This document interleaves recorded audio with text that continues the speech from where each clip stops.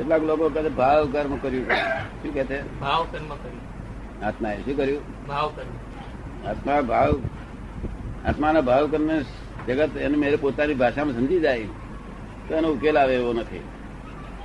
જો વિતરાગોની ભાષામાં સમજવું પડશે. કેવું છે? વિતરાગોની ભાષા. અને જો કદી ભાવ કર્મ એ છે તે જો આત્માનો ગુણ હોય તો પછી કાયમ ન રહેશે. શું કહ્યું? બરાબર. તને સમજાય એ વાત? હા, એ ભાવ કર્મ જો આત્માનો ગુણ હોય તો કાયમ ન રહે. ઇટરનલ. એ ભાવ કર્મ શું છે? એ બે વસ્તુ હંમેશા અવિનાશી હોય. શું હોય? વસ્તુ હંમેશા અવિનાશી. અવિનાશી હોય એ બંને વસ્તુઓ કહેવાય. ભગવાન તીર્થંકરો વસ્તુ કહી અને બે વસ્તુ નો સંયોગ ભેગો થાય ત્યારે વિશેષ ગુણો ઉત્પન્ન થાય. પોતાના ગુણધર્મ તો છે જ બેના, હા. અને પછી વિશેષ ગુણધર્મ ઉત્પન્ન થાય. શું થાય? વિશેષ ગુણધર્મ. જેને વિભાવ કે છે આપડા લોકો, એ પોતાની ભાષામાં સમજી લોકો વિરુદ્ધ ભાવ સમજે.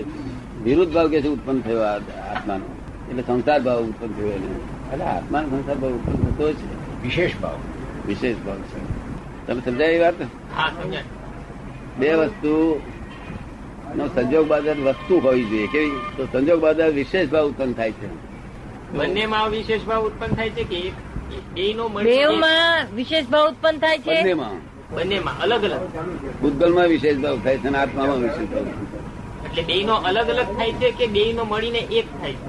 જો દેવ વિશેષ ભાવ દેવનો અલગ અલગ ઉત્પન્ન થાય છે કે દેવને મળીને એક થાય છે? એવું છે ને, ભૂતગલ એ જીવંત વસ્તુ નથી, હા. ત્યાં ભાવ હોતો નથી, હા. પણ એ વિશેષ ભાવને ગ્રહણ કરે એવું તૈયાર થઈ જાય છે. એવીની લાયકાત છે. શું?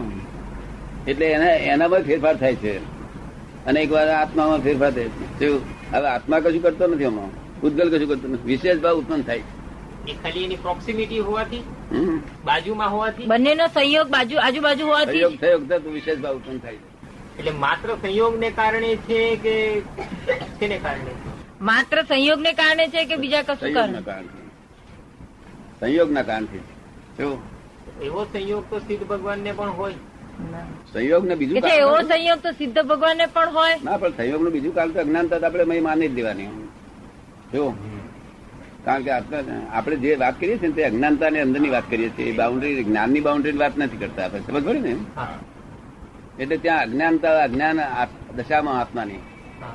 જો આ વિશેષ ભાવ ઉત્પન્ન થાય છે.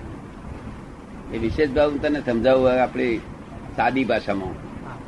કારણ કે વસ્તુના તો આપણે અવિનાશી વસ્તુ બધી બીજી વધારે વિશેષ વાત નહીં કરી શકીએ. બરાબર. પણ અવસ્થા એ નાશવંત વસ્તુઓ કહેવાય. બધી શું કહેવાય? નાશવંત અવસ્થા. અવસ્થા. એટલે આપણે વ્યવહારિક વાત કરીએ, બધી અવસ્થાની વાતો કરીએ. All these relative are temporary adjustment. શું થયું? રાઈટ. ઓલ ધીઝ રિલેટિવ આ ટેમ્પરરી આ ટેમ્પરરી એડજસ્ટમેન્ટ. આપણે બગીચાની અંદર આરસપતના પથ્થર નાખ્યા હોય રસ્તા ઉપર, અને સવારમાં ફરવા જઈએ કેવા સરસ લાગે પથ્થર? સરસ લાગે ને? પછી પેલા કંટક ને પૈસા આપી દઈએ ને આપણે, કે ના આપી દઈએ પૈસા અને પેમેન્ટ કરી દઈએ ને? હા. સવારમાં ફરી આવ્યા પછી પેલા કંટક, અને પછી 1 રૂપિયા ડિપોઝિટ રહ્યું હોય તો પછી તે દાડે બપોર જવાનું થયું 2 વાગે ઉઘાડે પગે. હા. એ દજાયા એટલે તે કે પથરા ગરમ કરી દીધા. આ લોકોએ હા. ગરમ કરી દીધા એટલે ડિપોઝિટ નહીં આપવું આવે. હા. એટલે પેલો કોન્ટ્રાક્ટર સમજે પાડે સાહેબ એ પથરાનો ગુણ નથી. પથરા છે અને સૂર્યનારાયણ બે ભેગા થયા છે ને તેનો વિશેષ ગુણ ઉત્પન્ન થયો. શું કહ્યું? બે ના ભેગા થવાથી વિશેષ ગુણ ઉત્પન્ન થયો છે. એ છે સૂર્યનારાયણ જે એક તત્વ હતા તેના તે છે. પથરા ગરમ નથી, પથરા એવું નથી કરતું. એવું સમજ પડે ને?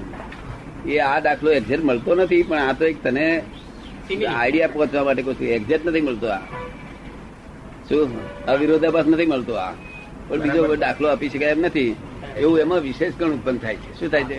વિશેષ ગુણ ઉત્પન્ન થાય. એ વિશેષ ગુણ ક્યાં સુધી રહે છે? જ્યાં સુધી સ્વરૂપની અજ્ઞાનતા છૂટે તરત વિશેષ ગુણ છૂટી જાય. સ્વરૂપની અજ્ઞાનતા છૂટી કોઈ જ્ઞાની પુરુષ પાસે એની હાથે વિશેષ સમજાય તરત. હા, સમજાય. અને વિશેષ ગુણથી જે પૂતગલ પેલાનું થઈ ગયેલું છે, જે પથરા ગરમ થઈ ગયા છે, તે છે તે વિશેષ એ ગરમ થયેલા પથરાને ચારિત્ર મોહ કે છે આપડા લોકો. તે આપણે ઠંડા પડી જશે. પછી એમાં ફરી છે તે સૂર્યનારાયણ ના રહ્યો એટલે આપણી કઈ એની દખલ ના રહી આત્માની. જ્ઞાન એનો પોતાને સમજી ગયો અને જ્ઞાનનું એ થયું, દખલ રહી ને કરતા રહે. ઓરિજિનલ સ્થિતિમાં આવી ગયા. હા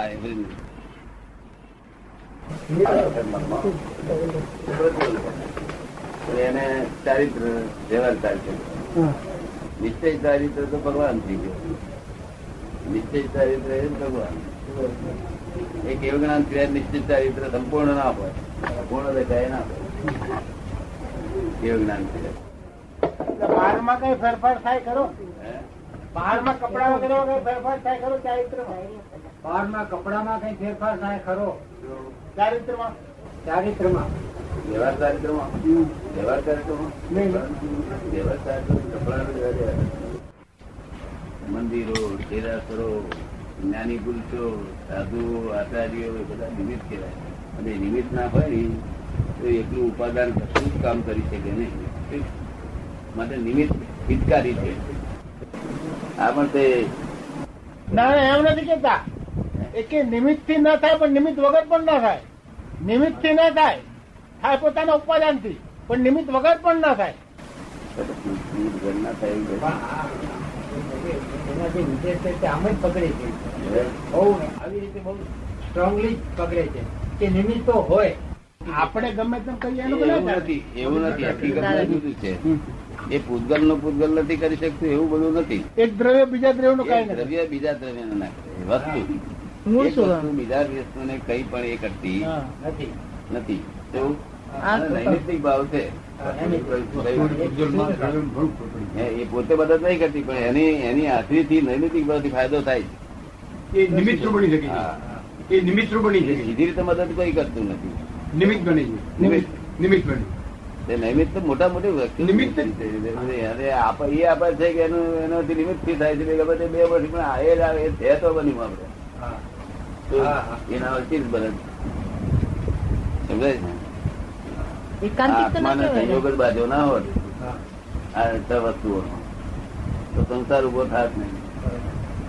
સંયોગ બાજુ થઈ થયો, અને જયારે સંયોગો ત્યાં આગળ સિદ્ધ ક્ષેત્રનો સંયોગ નથી ત્યારે સંસાર ઉભો થતો નથી. અનંત વખત તીર્થંકર ના સમોસણમાં જઈને આવ્યો, અનંત વખત તીર્થંકર ના સમોસણમાં જઈને આવ્યો તો પણ કોરો ને કોરો રહી ગયો. કોનો કોનો રહ્યો? હા એ નિમિત્ત તો મળ્યું ને, હા નિમિત્ત તો મળ્યું જ, આ નિમિત્ત રહ્યું. ઉપાદાન પલટું નહીં. આ ઉપાદાન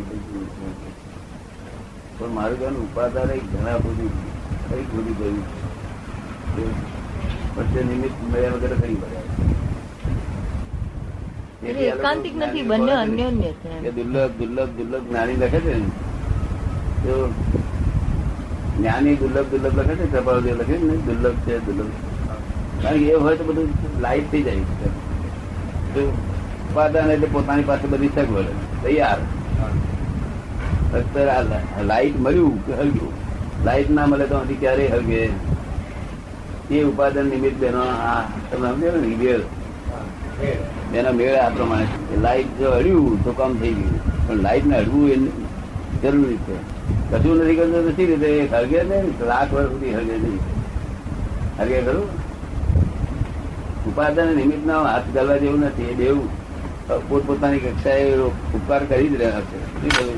ઉપકાર કરી રહ્યા પોતપોતાની કક્ષાએ ઉપકાર કરી રહ્યા છે. આમાં કયું મોટું કયું નાનું આ બધું ગુમા મોટી મોટું કરે છે ને, એમાં તોફાનમાં પડવા જેવું નહીં. પોતપોતાની રીતે ઉપકાર કરી જ રહ્યા છે. પણ વ્યવહારમાં થતે કપાળદેવ કે છે એવી રીતે જ્ઞાની પુરુષ દુર્લભ દુર્લભ દુર્લભ દુર્લભ નિમિત્ત દુર્લભ છે. માનવું શાસ્ત્રો તમારા હાથમાં આવ્યું હોય તો તમે કઈક આગળ એ થાય. તમે શાસ્ત્રની જરૂર નહીં. જરૂર તો ખરી જ, તો જરૂર ખરી જ. તો એ ઉપાદાન સી રીતે થાય?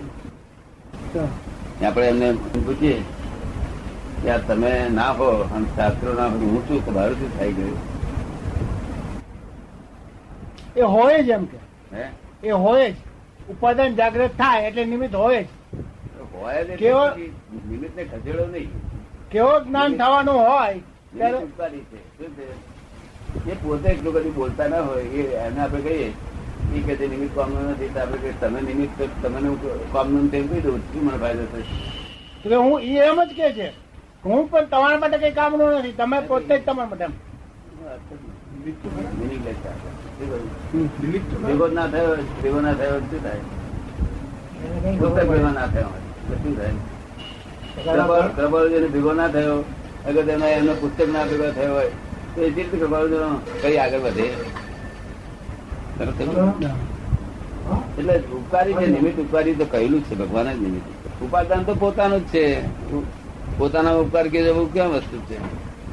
પોતાના ઉપકાર જેવી વસ્તુ નથી ને. એમાં બહુ પડવા જેવું નિમિત્ત અને ઉપાદાન જેવું પોતપોતાના હિસાબે એ કરી રહ્યા છે, ઉપકાર કરી રહ્યા છે. હા, એક દ્રવ્ય બીજા દ્રવ્ય નું કરતું નથી તે જતે જય સચિદાનંદ. આવો